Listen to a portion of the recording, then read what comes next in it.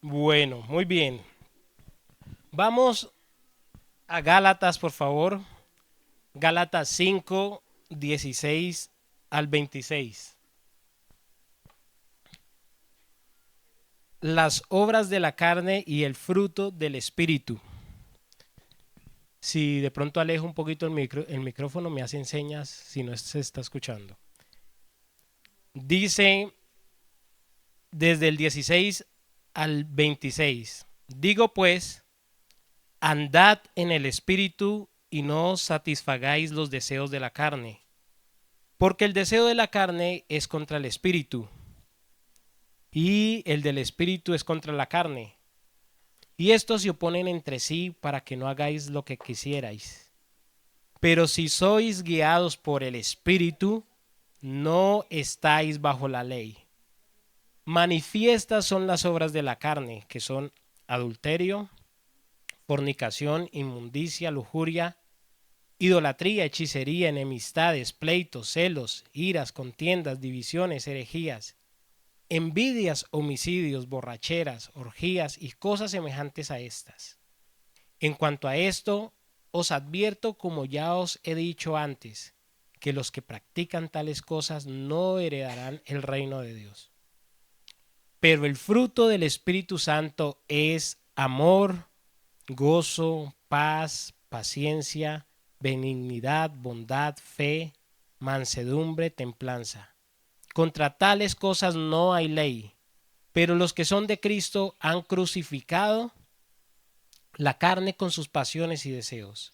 Si vivimos por el Espíritu, andemos también por el Espíritu. No busquemos la vanagloria, irritándonos unos a otros, envidiándonos unos a otros. Señor, te damos gracias por esta mañana que nos permites estar en este lugar. Te pedimos que tú hables a nuestras vidas. Te pedimos que tu palabra no vuelva vacía, Señor. Te pedimos que el fruto de tu Espíritu Santo pueda ser manifiesto en cada una de nuestras vidas. En el nombre de Jesús, amén. Bueno, según los historiadores, esta carta fue escrita alrededor del año 50 después de Cristo, ¿no? Y en esta carta Pablo defiende la libertad cristiana de la ley y proclama algo, que es la nueva relación de pacto que los cristianos tienen a través de la gracia de Dios. Pablo usa la expresión fruto del Espíritu en contraste a las obras de la carne. Sabían que es el fruto y no los frutos, porque muchos dicen los frutos, no son los frutos, es el fruto. Pero Pablo hace esta contraposición. Por una parte, cuando comenzamos leyendo, antes de mencionar el fruto del Espíritu, pudimos observar que se habla de las obras de la carne y dice algunas de las que son. El fruto del Espíritu es un fruto multiforme y solo el Espíritu Santo, no la carne ni nuestra voluntad, lo puede dar. ¿En qué momento comienza a desarrollarse ese fruto? Primero, cuando nos arrepentimos. Segundo, cuando nacemos de nuevo. Y tercero, si permanecemos en él. Miren lo que dice Hechos 2:38 y vamos con el primer punto, cuando nos arrepentimos de nuestros pecados. Dice, Pedro les dijo, arrepentíos y bautícese cada uno de vosotros en el nombre de Jesucristo para perdón de los pecados y recibiréis el don del Espíritu Santo. Pero también hay en una charla que Jesús está hablando con alguien. Yo quiero que ustedes me digan ese alguien. Juan 3:5 al 6 dice, respondió Jesús, de cierto te digo, que el que no naciere de agua y del Espíritu no puede entrar en el reino de Dios. Lo que es nacido de la carne, carne es. Y lo que es nacido del Espíritu, Espíritu es. ¿Con quién estaba hablando Jesús ahí? Con Nicodemo. Muy bien. Y el tercer punto, si permanecemos en Jesús. Juan 15, 4 al 5 dice: permaneced en mí y yo en vosotros. Como el pámpano no puede llevar fruto por sí mismo si no permanece en la vid, así tampoco vosotros, si no permanecéis en mí. Yo soy la vid, vosotros los pámpanos. El que permanece en mí y yo en él, éste lleva mucho fruto, porque separados de mí, nada podéis hacer. Entonces podemos ver 3 puntos, ¿no? 1, arrepentimiento de nuestros pecados. 2, nacer de nuevo. Y 3, permanecer en Jesús. 3 condiciones para que se manifieste el fruto del Espíritu Santo. Pero aquí es muy importante aclarar que este fruto no se desarrolla por nosotros mismos y por nuestras habilidades, por lo que sabemos o por lo que tenemos en nuestros pensamientos, sino por la gracia de Dios.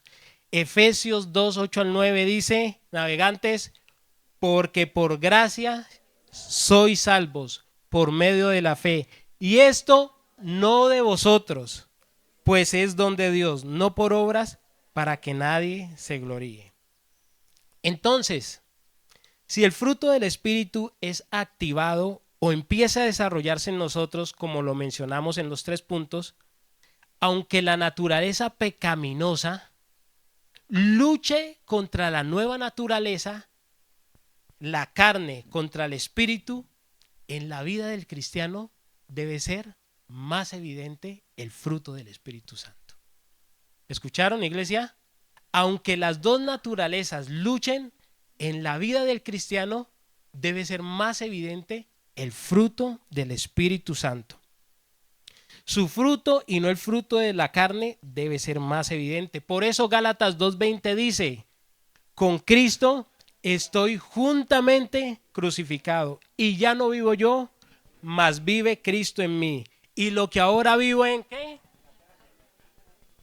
En la carne, lo vivo en la fe del Hijo de Dios, el cual me amó y se entregó a sí mismo por mí. Ahora, esto es un proceso. No es que de la noche a la mañana me arrepentí, nací de nuevo, permanezco en él y ya. Evidente el fruto del Espíritu Santo en todas las áreas de mi vida. No, es un proceso, pero cada vez debe ser más evidente en nuestras vidas. Y esta es una exhortación a vivir en el Espíritu como cristiano. Por eso debemos podar, así como un árbol tiene que ser podado, también nosotros debemos podar nuestros hábitos pecaminosos. Nuestra carne tiene que ser podada si queremos ver evidencia del fruto del Espíritu Santo. Entonces, recopilando, ya hablamos de cómo es activado, cómo empieza a desarrollarse el fruto del Espíritu en nosotros, y que es un proceso de ir retrocediendo y no avanzando. ¿Amén? Pues no, iglesia. No podemos retroceder, ¿sí o no? ¿Es un proceso de qué? ¿De retroceder? No, ¿sí o no? Es un proceso de ir avanzando y no de retroceder. Bueno, ahora, como dicen por ahí, a lo que vinimos. Ahora voy a hablar del fruto en sí. Y lo primero que menciona la Escritura es amor. Podemos encontrar en la Biblia que la esencia misma de Dios es ¿qué? Es amor. Primera de Juan 4:16 dice: y nosotros hemos conocido y creído el amor que Dios tiene para con nosotros. Hay un punto y dice: Dios es amor, y el que permanece en amor permanece en Dios y Dios en él. Podemos ver su amor único por la creación, por su pueblo Israel, por su iglesia, pero sobre todo por el mundo, porque la palabra de Dios dice que porque de tal manera amó Dios al mundo que ha dado a su único hijo para que todo aquel que en él cree no se pierda, mas tenga vida eterna. En Corintios podemos encontrar que Pablo también nos habla de las características de este amor. Dice 1 Corintios 13:4 que el amor es sufrido, es benigno, no tiene envidia, el amor no es jactancioso, no se envanece, no hace nada indebido, perdón, no busca lo suyo, no se irrita, no guarda rencor, no se goza de la injusticia, mas se goza de la verdad. Todo lo sufre, todo lo cree, todo lo espera, todo lo soporta. El amor nunca deja de ser. Por lo tanto, yo veo aquí que este amor solo puede surgir de una relación viva y directa con Dios. No puede surgir este amor que habla Pablo aquí de otra manera. La pregunta es, iglesia, ¿cómo está nuestro tanque de amor? ¿Cómo está su tanque de amor? O mejor, ¿cómo estamos nosotros de ese amor para dar? Si está bajito, tenemos que recargarlo en la fuente inagotable de amor que es Dios. A veces en nuestra casa hay de todo menos amor, o en una muy baja proporción. Lamentablemente, en los hogares cristianos también se vive esto. Por cada galón de exigencia, de disciplina, de cantaleta que usted dé, debe ser cobijado por 2 o 3 galones de amor o un tanque de amor. Porque a veces en nuestra casa pasa y empezamos nosotros a exigir como papá, ¿sí o no? Y uno empieza a exigir o empieza con la cantaleta. Pero no nos olvidemos que el fruto del Espíritu también habla del amor. Y ese tanque debe sobrepasar cualquier cosa que hagamos o digamos en nuestra casa. Efesios 5:25 dice: maridos, amad a vuestras mujeres, así como Cristo amó a la iglesia y se entregó a sí mismo por ella. Es un mandato. Esposos, les digo una cosa, nuestras esposas reclaman amor. ¿Por qué nos dice a los maridos y no les dice a ellas? Porque a nosotros nos cuesta amar. Y a veces no somos los más expertos o no hemos aprendido, pero nunca es tarde para aprender. Y esa no puede ser una excusa para que el amor no sea evidente en nuestra relación con nuestra esposa. Ojo, no severidad ni frialdad, sino amor. Tenemos que ser personas que aman y demuestran ese amor con sus familias, esposas, hijos. ¿Y saben qué? A veces necesitamos menos religiosidad y más amor. Toda la Biblia no la sabemos y la tenemos aquí, pero no la ponemos en práctica. Dicen que por ahí que si usted quiere conocer un verdadero cristiano, pregúntele a su esposa o pregúntele a sus hijos.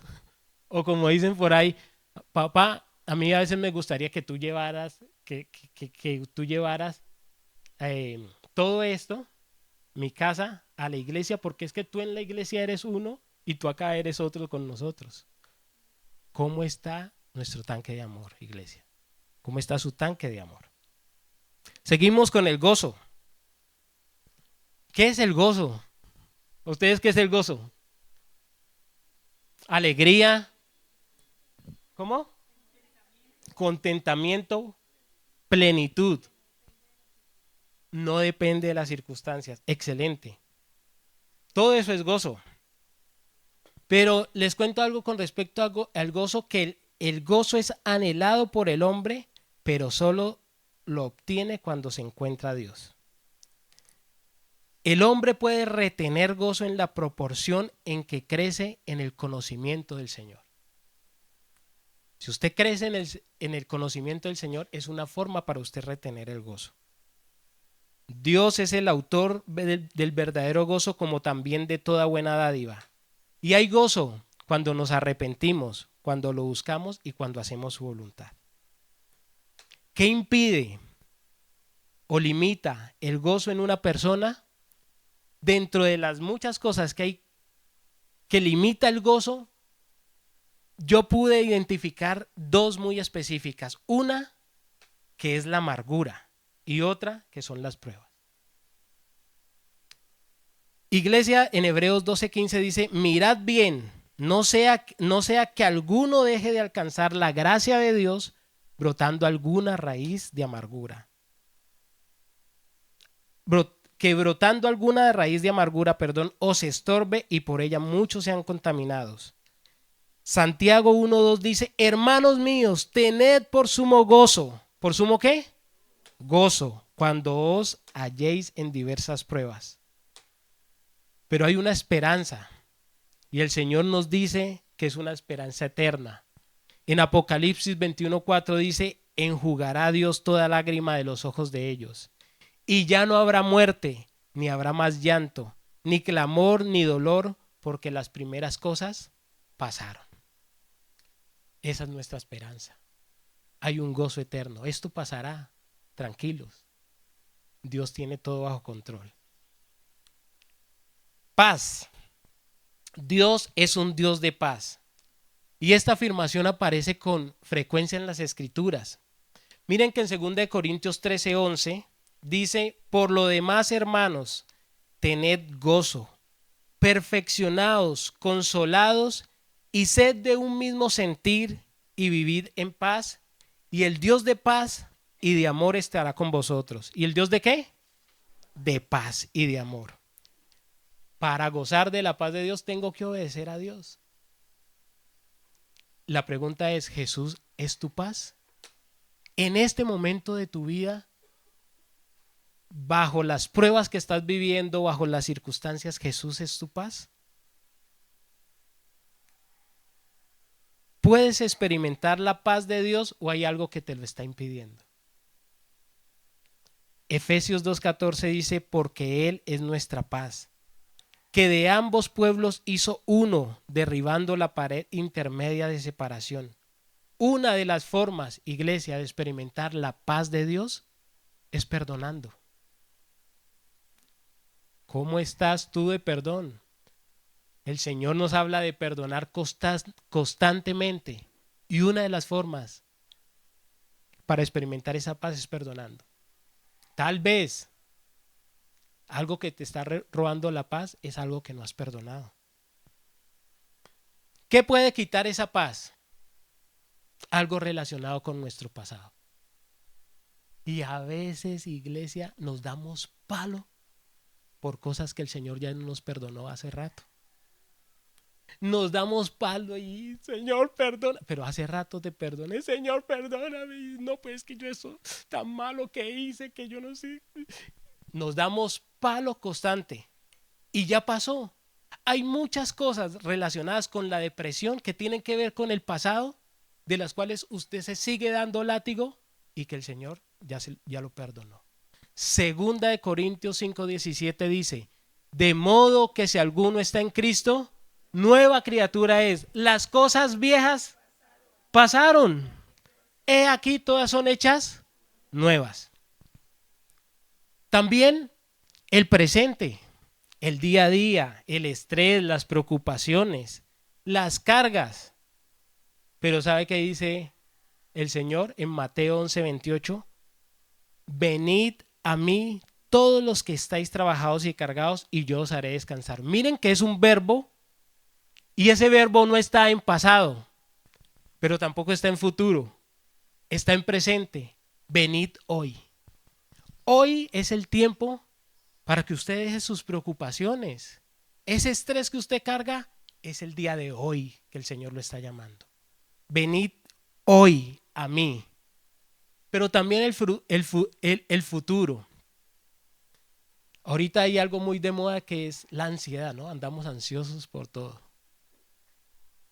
Y la ansiedad es algo que no ha sucedido, pero que está en su mente, que usted cree que va a suceder. Esa es la ansiedad. Hubo un tiempo en mi vida que me puse muy ansioso y la respuesta del Señor fue, y las comparto con ustedes, es, si yo he estado contigo en el pasado, ¿qué te hace pensar que no voy a estar contigo en el futuro? Iglesia, el Señor no te va a abandonar, ni en tu pasado, ni en tu presente, ni en tu futuro. Primera de Pedro 5:7 dice, echando toda vuestra ansiedad sobre Él, porque Él tiene cuidado de vosotros. Qué bonito, ¿no? Él tiene cuidado de ti y no te va a abandonar. ¿Listo? Pero también encontramos esto en Filipenses 4:6-7, que dice, por nada estéis afanosos. ¿Por nada es por qué? Por nada. Si no sean conocidas vuestras peticiones delante de Dios, en toda oración y ruego con acción de gracias. Y la paz de Dios, ¿y la qué? Y la paz de Dios que sobrepasa todo entendimiento, guardará vuestros corazones y vuestros pensamientos en Cristo Jesús. Jesús es nuestra paz, iglesia, nuestro príncipe de paz. También nos habla de la paciencia. Y miren, aquí la paciencia, yo buscaba el significado de la paciencia y dice que es la capacidad de soportar las demoras, los problemas, la oposición y el sufrimiento, sin enojo, ni frustración, ni ansiedad. ¿Cómo estamos de paciencia? En otras palabras, con gozo, con paz y confianza en Dios. Tremendo, ¿no? El significado de la paciencia. Pero esta paciencia en nosotros debe ser el reflejo de la paciencia del mismo Dios, que es llamado el Dios de la paciencia. Para mí esto fue algo revelador, porque yo había escuchado que Dios es un Dios de amor, es un Dios de paz, pero también habla la Escritura en Romanos 15:5 que Dios es el Dios de la paciencia. Pero el Dios de la paciencia y de la consolación os dé entre vosotros un mismo sentir según Cristo Jesús. Teenagers y jóvenes, ¿cómo andamos de paciencia? Sobre todo en nuestros sentimientos y en nuestras emociones. ¿Cómo estamos enfrentando estas demoras? ¿A su manera o a la manera de Dios? ¿Cómo la estamos enfrentando? Porque muchos quieren vivir el ya. Estamos en un mundo que ya es ya. Hacer fila en un banco, no, nada. La aplicación y listo, sale. 10º piso, escaleras, nada, ascensor y sale. Y muchos de nosotros hemos excluido la paciencia de nuestras vidas. La paciencia también hace parte del fruto del Espíritu Santo. Si usted tiene menos de 18 años, tendrá que ser paciente en cuanto a una relación sentimental. Sana, con madurez, con santidad y en obediencia a Dios. Hasta que sea el tiempo de Dios o hasta que al menos tenga 18 años. Como iglesia Capilla Fidelidad, no avalamos en que un teenager, la edad de los teenagers va de los 13 a los 17 años, se ennovien, porque creemos como iglesia que no es el tiempo de Dios. Creemos que es el tiempo para que se forme, creemos que es el tiempo para que crezca en carácter, creemos que es el tiempo para que crezca en el conocimiento de Dios. Pero creemos que no es el tiempo todavía de una relación sentimental. En esa edad es necesario esperar, crecer en carácter y obediencia. Y ahorita ustedes me van a odiar, pero más adelante nos van a agradecer. Era una de las palabras que escuchábamos ayer. Más adelante nos van a agradecer.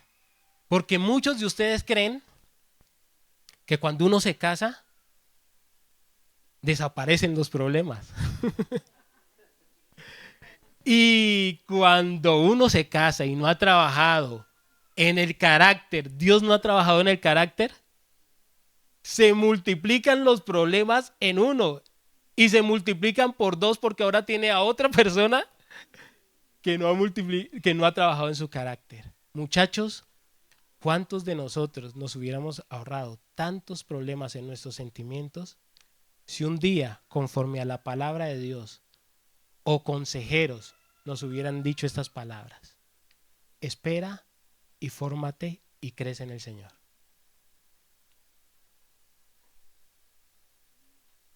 Si como padre usted lo avala, está bien, pero nosotros creemos que es un tiempo de formación, no es un tiempo de noviazgo.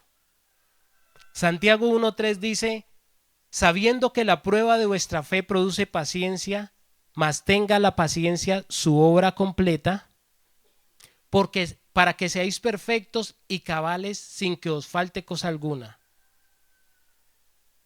Santiago 5:7-8 también habla de la paciencia. Dice: por tanto, hermanos, tened paciencia hasta dentro de 8 días, hasta dentro de una semana, hasta dentro de un mes. No dice eso. Hasta la venida del Señor. Ay, si usted quería excluir la paciencia, le tengo malas noticias. Porque es durante toda su vida, hasta la venida del Señor. Dice: mirad cómo el labrador espera el precioso fruto de la tierra, aguardando con paciencia hasta que reciba la lluvia temprana y la tardía. Tened también vosotros paciencia y afirmad vuestros corazones, porque la venida del Señor está cerca.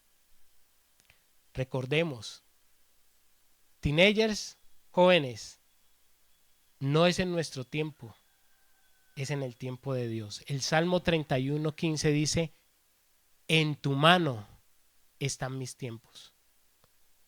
En tu mano están mis tiempos. También el fruto del Espíritu Santo, dentro del fruto podemos encontrar la benignidad y la bondad, los agrupé. Se refiere a la amabilidad, Salmo 31:15. La benignidad y la bondad se refiere a la amabilidad, compasión, ayuda desinteresada, hablar palabras amables y edificantes. La benignidad de Dios también se describe como amar a los enemigos y ser misericordiosos. Lucas 6:36 dice: sed pues misericordiosos como también vuestro Padre es misericordioso. El mayor ejemplo en benignidad y bondad fue de Jesús. El tocar gente que no podía ser tocada. El sanar gente que nunca había experimentado la sanidad. El liberar gente que estaba poseída por demonios. Pero sobre todo, el darnos salvación cuando no la merecíamos. Y este puede ser el mayor acto de benignidad en la historia de la humanidad, el de la salvación. El mayor ejemplo fue Jesús. Y yo creo que una de las cosas que nunca podremos comprender es ese de tal manera. Porque de tal manera.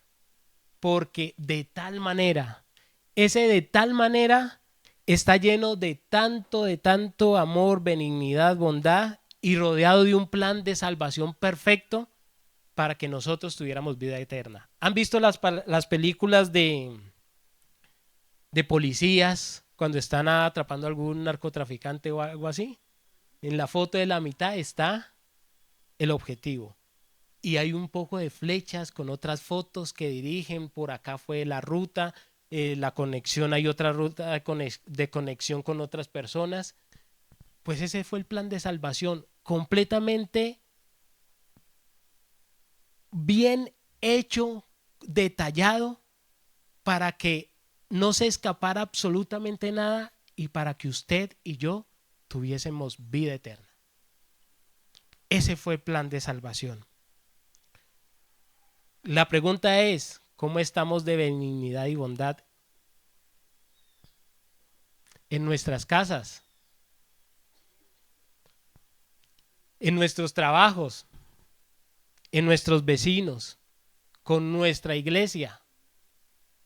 No, hermano, no se acerque allá. No le pida el tajalápiz a ese man. Ese man es, ojo, y es cristiano, es más mala gente. Es súper mala gente. ¿Qué dicen sus vecinos de usted?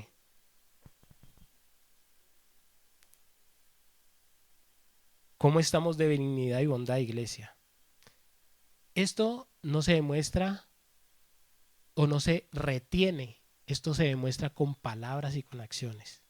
Efesios 4:31 al 32 dice: quítesen de vosotros toda amargura, enojo, ira, gritería y maledicencia y toda malicia. Antes, sed benignos unos con otros, misericordiosos, perdonándoos unos a otros, como Dios también os perdonó a vosotros en Cristo. Perdón. Fe. Buscaba el significado de fe y dice que es la confianza firme y profunda en lo que se cree que es verdadero, incluso aunque no se pueda ver. Hebreos 11:1 dice: es pues la fe, la certeza de lo que se espera y la convicción de lo que no se ve. O sea, es la confianza puesta en Dios, puesta en su palabra. Es confiar, iglesia, en los sí de Dios y en los no de Dios. Dios dice no en su palabra y no se pongan a inventar que por qué no, pero es que yo creía que yo creo que es por esto, porque viene de la raíz del no es no. No matarás, no robarás, no tendrás otros dioses ajenos delante de mí, no te unirás en yugo desigual. No es no. Y los sí de Dios son sí de Dios. Si permanecen en mí, si oyeren mi voz, si me buscaren de todo corazón y de toda su alma. Iglesia, los sí de Dios bendicen y los no de Dios protegen.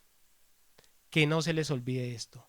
Los sí de Dios bendicen y los no de Dios protegen. Romanos 10:17 dice: así que la fe es por el oír y el oír por la palabra de Dios. ¿Esto qué me dice? Que mi fe es directamente proporcional a mi relación con Dios. Al tener una relación diaria y verdadera con Él, al estudiar y meditar su palabra. Mi fe no puede crecer si yo no tengo una relación diaria con Él. En mi devocional. Si yo no tengo contacto con su palabra. Si yo me alejo de su palabra, me alejo de escuchar la palabra de Dios, me voy a enfriar. Y esto pasa en un momentico, iglesia. Usted deje de estudiar la palabra del Señor por un día. Al otro día saca otra excusa. Al otro día ya han pasado una semana, ya ha pasado un mes. Cuando usted se da cuenta, está completamente frío. Y fruto de que su relación con Dios, que la palabra la ha hecho a un lado. Por eso su relación con Dios es directamente proporcional a la fe. Por eso no dejemos de venir a la iglesia, de congregarnos para estudiar juntos su palabra y crecer como hermanos en Cristo. Confíen en Jesús, no en nosotros. Confíen en Jesús, porque su voluntad es buena, es agradable y es perfecta, dice la Biblia. Aún en medio de la tempestad que estén pasando. También nos habla la Biblia, o hace parte del fruto del Espíritu Santo, la mansedumbre. Y miren, la mansedumbre no significa debilidad. o que usted es un hombre manso, es menso. Porque a veces, ay, tan manso. Sí, es que él es como bobito. No. La mansedumbre no significa debilidad, sino que implica humildad y agradecimiento hacia Dios. Tiene que ver con un comportamiento educado y comedido hacia los demás y también implica autocontrol. Jesús dice, aprended de mí, que yo soy manso y humilde. Lo contrario a la mansedumbre es la ira, el deseo de venganza y la prepotencia, ¿sabían? A mí esto me causó eh, como que una cachetada. La prepotencia, lo contrario a la mansedumbre es la ira, el deseo de venganza y la prepotencia también. En la Biblia podemos encontrar un hombre que fue criado con los egipcios, ¿sí o no? Tal vez con mucha altivez, tal vez con mucho orgullo en su corazón y sin control en su temperamento. Porque dice que una vez mató a un egipcio y alguien que tiene mansedumbre no va a matar porque sí. Nos habla este hombre, de quien nos habla es de Moisés. Pero miren, cuando el Señor trabaja en el carácter de Moisés y en su temperamento, vemos después un Moisés completamente diferente. En Números 12:3 dice, y aquel varón era muy manso, más que todos los hombres que había sobre la tierra. La pregunta para ustedes es, y esta pregunta me la hice yo también, es ¿en qué área de mi vida necesito ser más manso, humilde, menos prepotente, menos orgulloso y menos altivo? Estamos hablando de la mansedumbre. Tal vez en su área física, porque Dios le ha dado un poquito más de gracia que a los demás, como bueno, como a alguien,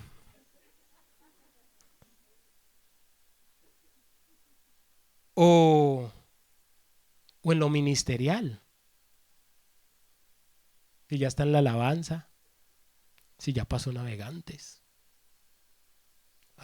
me inflo, o en lo financiero, es que me está yendo tan bien, o en lo intelectual, ya voy para la universidad, después comienzo a hacer mi maestría, mi doctorado, mi postdoctorado. ¿En qué área de su vida usted no está siendo manso ni humilde y es prepotente? ¿En qué área? Para terminar,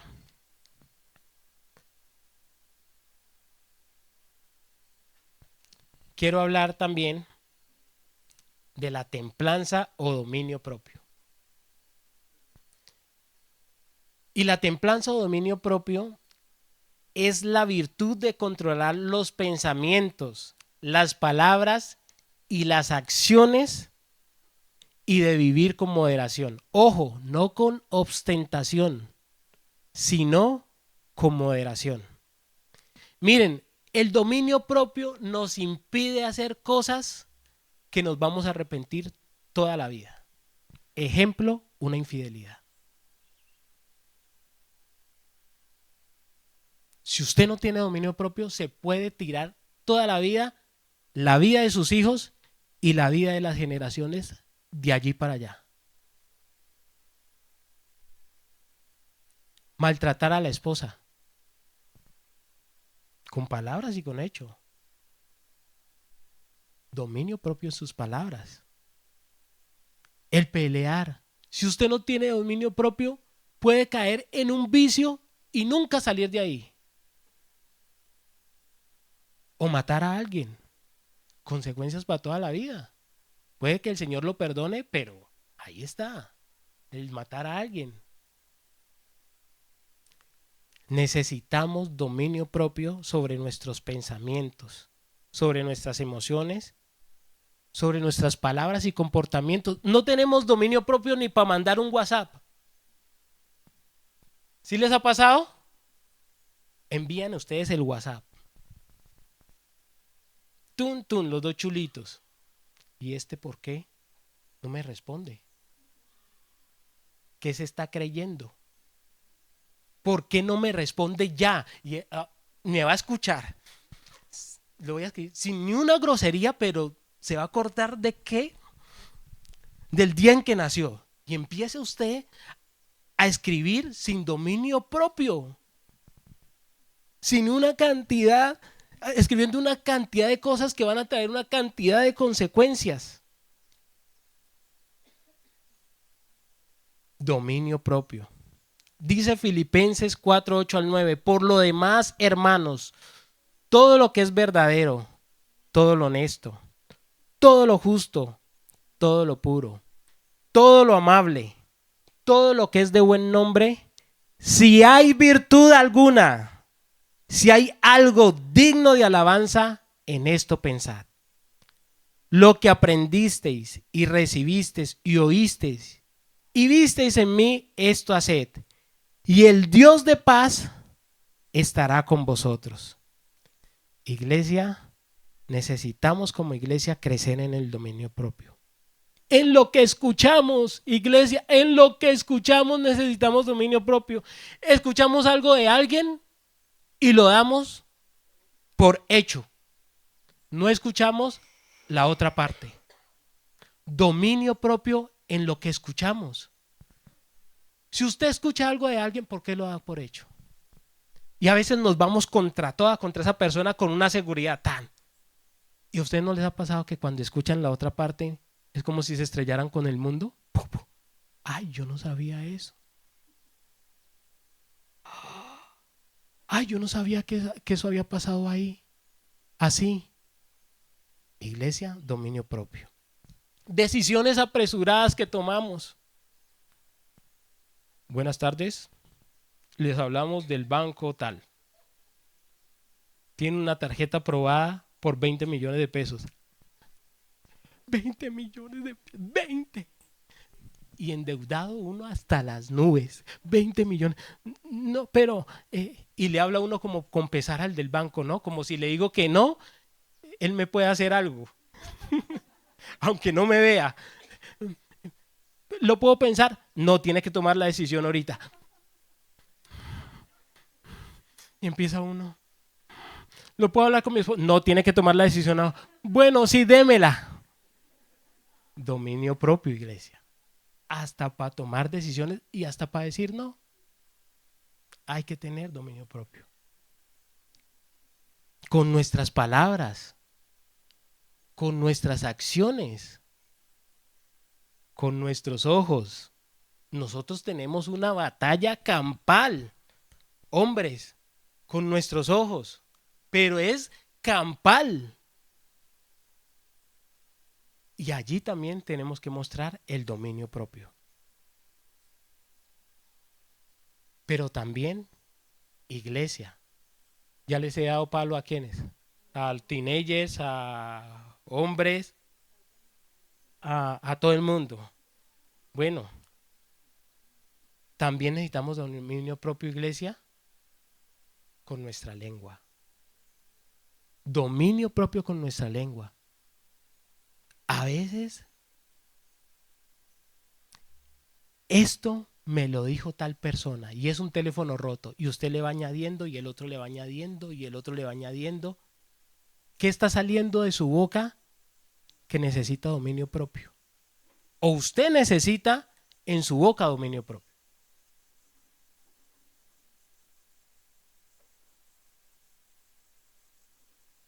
Y también necesitamos dominio propio cuando nos exhortan. Ay, no, ay no. Cuando el pastor nos dice, ay, oiga, bien, Uy, la logística de hoy, hermano, no, nos encantó. La alabanza, excelente. Ay, gracias, el pastor me felicitó.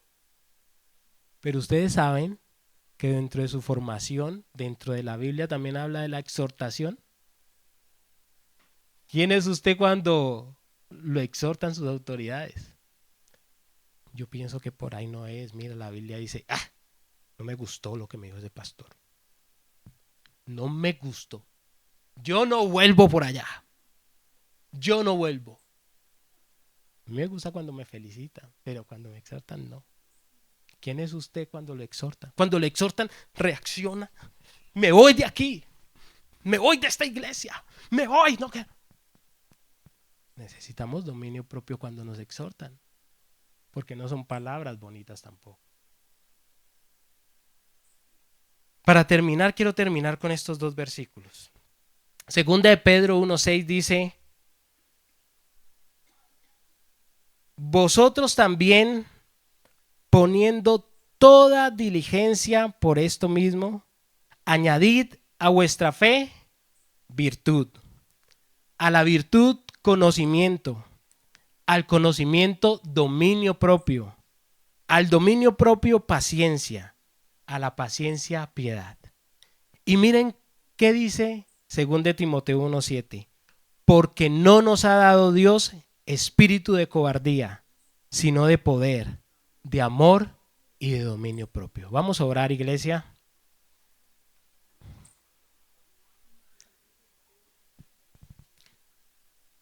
Segunda de Timoteo 1:7.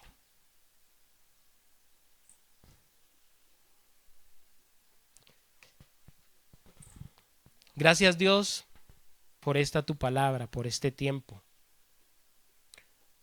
Gracias por este momento, porque tú nos hablas y nos hablas a nuestro corazón. Y Señor, sabemos que hay una lucha espiritual, una lucha entre nuestra carne y nuestro espíritu. Y hoy más que nunca necesitamos de ti. Hoy nos arrepentimos de nuestro pecado, Señor, porque te necesitamos.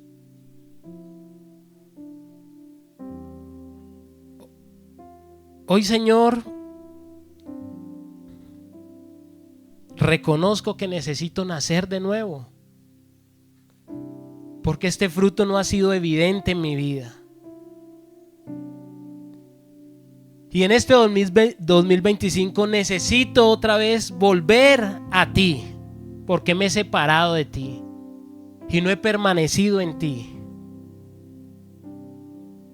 Ayúdanos, Señor, para que este fruto sea evidente en nuestras vidas.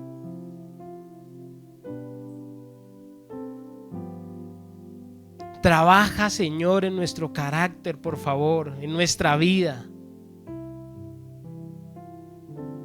Y que el fruto de tu Espíritu Santo, tu amor, tu gozo, tu paz, tu paciencia, tu benignidad, tu bondad, tu fe, tu mansedumbre, tu templanza, sea evidente en nuestras vidas, en nuestras casas, con nuestras esposas, con nuestros esposos, con nuestros hijos, en nuestro trabajo y en tu iglesia. Gracias, Dios, porque tú estás intrínseco en este fruto del Espíritu, de tu Espíritu. Gracias por este tiempo y por esta tu palabra. En el nombre de Jesús, amén. Amén.